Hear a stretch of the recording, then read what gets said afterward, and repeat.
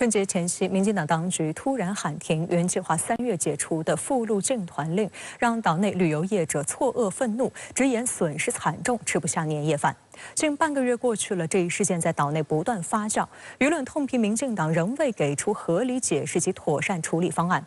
岛内旅游业者表示，选前说开放，但选后就叫停，是赤裸裸的骗票行为，不排除在赖清德宣誓就任之日，也就是5月20号上街抗议。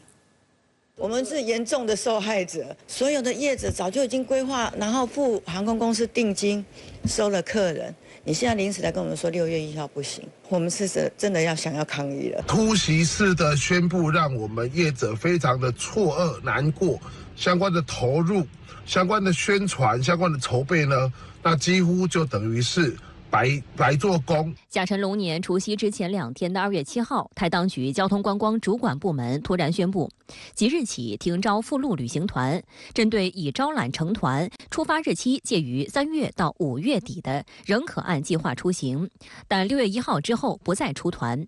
春节前夕公布的这一消息令岛内民众十分错愕，因为当天原本是要公布此前宣布的解除禁团令的详细执行方案。去年11月，也就是2024选举投票之前1个多月时，民进党当局还宣布，自2024年3月1号起解除禁团令，开放组团赴大陆旅游，这也被视为民进党的选举承诺。然而，当他们当选后，态度就来了个180度发卡弯，引发岛内舆论痛批，政策朝令夕改，根本是欺骗民众。国台办发言人朱凤莲回应称，台湾民众对组团来大陆旅游期待已久，岛内旅游业界也一直呼吁民进党当局早日解除禁令。去年8月以来，台湾有关方面就几次声称就恢复台湾旅行社组团赴大陆游做出规划，但同时附加条件始终都在政治算计。7号，台湾旅游主管机构又宣布原定规划不再执行，如此出尔反尔已经不是第一次。朱凤莲指出，这只会让台湾民众和旅游业界再次对民进党当局以旅游进行政治操弄，阻碍两岸同胞交流，损害两岸同胞福祉感到不满。民进党当局的操弄也让马英九感到愤慨，他表示，两岸关系十分重要，不与大陆对话的民进党当局最为奇怪。两岸关系对我们这么重要，可是我们却不跟他对话。像开放观光，这真的不是什么了不起的事情，赶快对话就解决了嘛。这个对我们的人民、对观光业者影响非常大哎。为什么这么久都没有什么动静？真的应该赶快改变。据悉，台湾近4000家旅游业者中，近90%涵盖与大陆往来的业务，其中不乏专营大陆市场的旅行公司。他们原计划春节后扩大规模，弥补此前疫情造成的损失。然而，民进党当局未经听证就强制出台的抑制禁令，令岛内旅游业者的生计遭受重大打击。台湾地区旅行业同业工会副理事长吴彦辉日前公开质疑民进党当局宣布禁团令的法律基础及法源依据，并要求民进党对禁团令造成的旅游纠纷如何处置做出明确回应。今年呢，刚好是4到6月份是往大陆的旺季，尤其3到5月份呢，很多旅游业已经跟航空公司从小飞机变成大飞机了，这个影响所具是很大。那这些旅游纠纷如何善了，这是很严重的一个问题。吴彦辉称，如果缺乏合理解释，不排除岛内旅游业者将在台湾地区新任领导人赖清德5月20号就任之日上街头抗议。台湾中华优质旅游发展协会理事长李奇岳也强调，民进党政策突改就是骗选票，是把消费者、业者绑在政治意识形态争斗。大家除对民进党失去信心，更多已收的团可能变地下团，保险纠纷等风险提高。赖清德要进一步表态如何处理。我听到一些民进党立委说，没有关系，业者自有本事，什么本事？就是地下搞个团啊。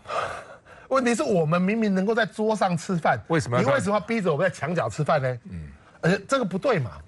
我们正正当当的做生意啊。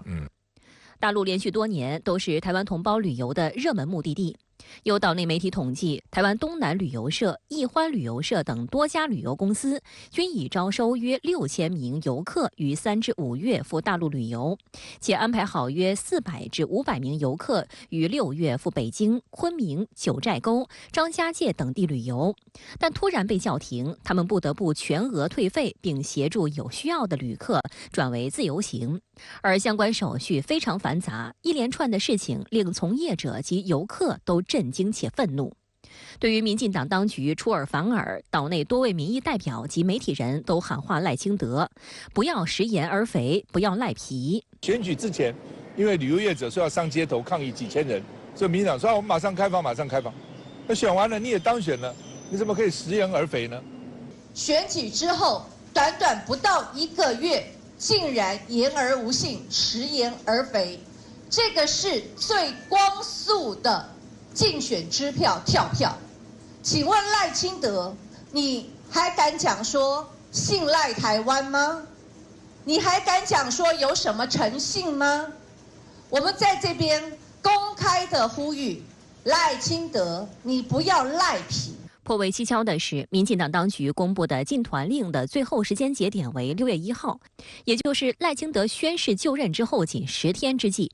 台湾中时新闻网评论称，对于进入看守阶段的蔡英文来说，此举如同是为其继任者赖清德埋下了一颗地雷，非常不厚道。对于赖清德而言，还未接任就来了个下马威，为未来的两岸关系开了不友善的起手式。选前一套，选后一套，更寒了岛内业者的心。观察指，失信于民众将使赖清德今后的施政之路更加难走。政策跳票是民进党当局的一贯作风，过去8年，从能源政策、住宅政策，到青年政策一一试验，选前是画大饼，骗选票，到选后就抛之脑后。那无疑是对民进党当局的公信力产生了严重的这个冲击。赖清德上台之后，他是少数执政，势必会面临更多的这个掣肘，政策跳票也将变为常态，也势必进一步的这个累积岛内讨厌民进党的社会氛围。民进党台当局在春节前突然宣布不许台湾旅游机构组团游大陆，那么台当局究竟在打什么算盘？为什么对旅游这种最没有政治色彩的事也要各种设卡呢？在民进党台当局眼中呢，所有涉及大陆的事都被抹上浓厚的政治色彩。民进党台当局奉行的是台独路线，那么就会逢中必反。蔡英文是这样，赖清德更是把抗中作为政治旗号，这就不难理解为什么台当局对组团大陆游这样的事都要设卡，以至于呢马英九都百思不得其解，说民进党局真是太奇怪了，自然呢也就引爆了众怒。台当局对组团游大陆设卡，说明了3个问题：一是走台独路线，必然对大陆拉仇恨，把凡是与大陆有关的事都予以泛政治化；二是走台独路线呢，会伤害台湾民众的利益。对组团游大陆设卡，不仅剥夺了这个旅游者的自由，也让台湾的这个旅游机构受损。他们呢没有业务做，靠什么吃饭呢？要是再延伸一点的话，就是会影响台湾的就业率。三是走台独路线，没资格和大陆方面进行协商和沟通，而两岸之间呢，无论从经贸还是文化，都是难分难舍的。没了两岸交流，台湾岛很可能会萎缩。就像台湾民众所说的，台当局反中呢，上不了大陆，却可能成为穷台的杀手。民进党台当局呢，是把旅游业和台湾游客当成了人质来要挟大陆，结果呢，就是台湾旅游业付出巨大的代价，而对大陆旅游市场影响呢，却是非常的小。台湾游客呢，只占大陆外来游客总量的1.5%左右。话说回来民进党呢是台湾选民推上台的，出现这个旅游设卡这种自残的现象，民进党的支持者呢也是脱不了干系。但愿呢这件事以及刚刚发生的大陆渔民金门遇难事件，都让台湾民众更清醒地认识到，两岸呢是难分难舍的，只有坚持一个中国、认同9·2共识的政党，才有能力呢来协调两岸关系，给两岸民众带来实惠和利益。